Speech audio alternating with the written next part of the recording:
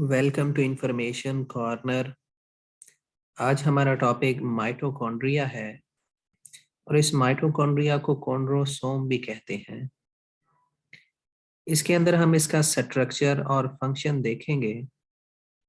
Mitochondria को power house of cell कहते हैं और ये मोस्ट इम्पॉर्टेंट ऑर्गेनेली है यूकैरियोटिक ऑर्गेनिज्म का।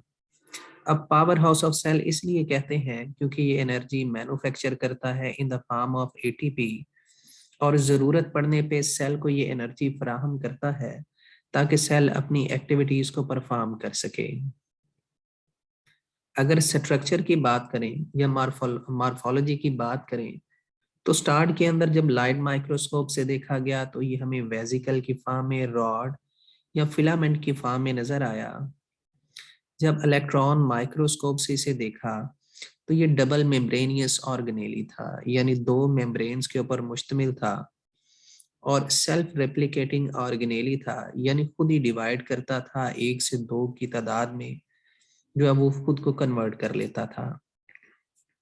अगर डायमीटर की बात करें तो ये 0.5 से 1 माइक्रोमीटर था और इसकी लेंथ 7 माइक्रोमीटर के बराबर है। अब इस माइटोकॉन्ड्रिया का नंबर फिजियोलॉजिकल एक्टिविटी के ऊपर डिपेंड करता है, यानी जैसे जैसे एक्टिविटी मसल की, बॉडी की बढ़ती जाती है तो माइटोकॉन्ड्रिया सेल्फ रेप्लिकेटिंग प्रॉपर्टी की वजह से डिवाइड होता है और अपना नंबर बढ़ाता जाता है। यहाँ पर हम माइटोकॉन्ड्रिया का स्ट्रक्चर देख सकते हैं। ये आउटर मेम्ब्रेन है जिसे हम स्मूथ मेम्ब्रेन कहते हैं और इनर मेम्ब्रेन इन फोल्डिंग्स बनाएगी। इस इन फोल्डिंग को हम क्रिस्टा कहेंगे। उसके बाद यहाँ पर हमें एक स्पेस नजर आ रही है जिसे हम इंटर मेम्ब्रेन स्पेस कहेंगे और यहाँ पर इस माइटोकॉन्ड्रिया का लिक्विड पोर्शन होगा जिसे मैट्रिक्स कहेंगे, जिसके अंदर डीएनए होगा, राइबोसोम्स होंगे, प्रोटीन होगी।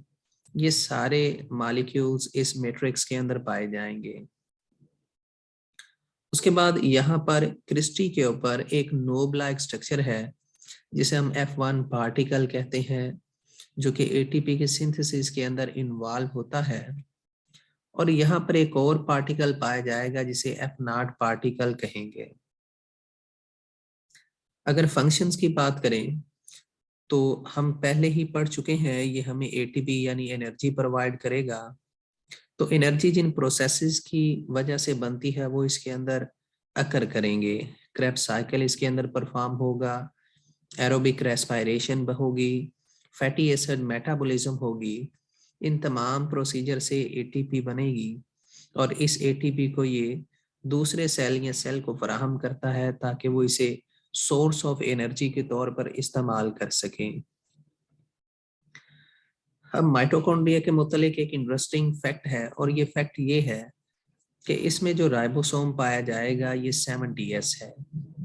70S इसलिए है क्योंकि हम जानते हैं जब माइटोकॉन्ड्रिया बना तो ये एरोबिक बैक्टीरिया की वजह से बना। एंडोसिम्बियॉन्ट हाइपोथेसिस हमने पढ़ा हुआ है। तो चूंकि ये प्रोकैरियोटिक से बना है तो इसलिए इसके अंदर जो राइबोसोम है वो 70S होगा। तो ये आज का हमारा टॉपिक था माइटोकॉन्ड्रिया। आपने इसे सुनना है, समझना है, लाइक करना है, शेयर करना है और सब्सक्राइब करना है ताकि मजीद टॉपिक्स की वीडियो आप तक पहुंच सकें।